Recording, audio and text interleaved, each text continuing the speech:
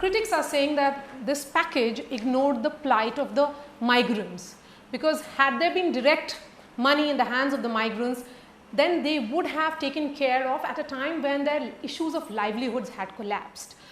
Do you think that's not true at all? Then what really held you back from direct transfer of You're money? going back to your own pet argument. You think that that's the only solution. You think if I had paid every migrant labor some amount, all of you all will go back to home, to your respective homes, to say, ha, we demanded it from the center, they gave it, and there we go, that's the solution. You may have that satisfaction if you want, but I'm sorry, my application of mind and the group of people who have all sat and discussed about it, thought it better that if we did, using the disaster relief fund, which is both center and state, we are able to take care of them wherever they are as long as they should be there because of the lockdown. One, we are addressing their immediate pressing needs, taking care of the medical requirement and also keeping them in a safe place. And the moment movements are allowed, they will be allowed to go wherever they want. That's how this whole thing started.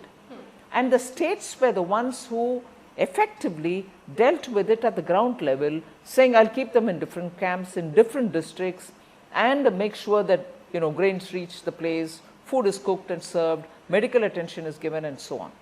And therefore, it is the states which had better idea of how many people in wherever districts they are holding them, they are holding them.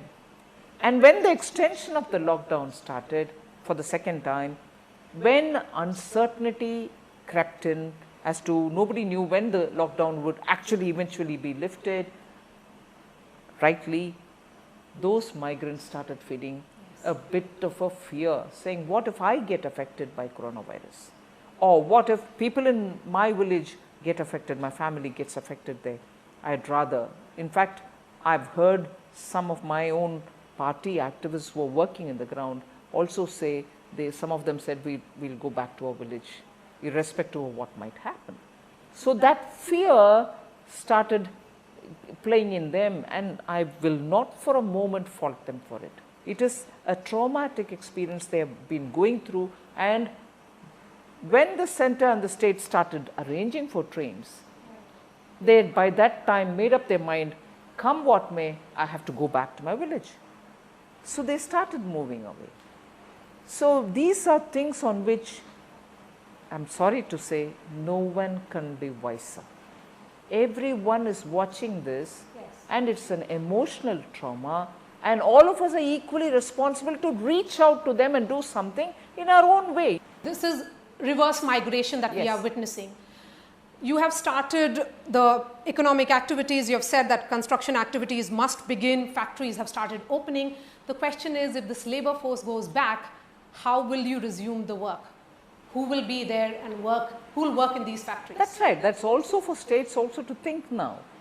So, I'm glad these questions are being raised. It is now, I think, a responsibility of the center, the states, the local bodies, the urban local bodies, the panchayats, the municipalities, all of them have to now think as to, do they at least keep a data of who is coming in? Because they contribute to that state's welfare, the state's economic well-being.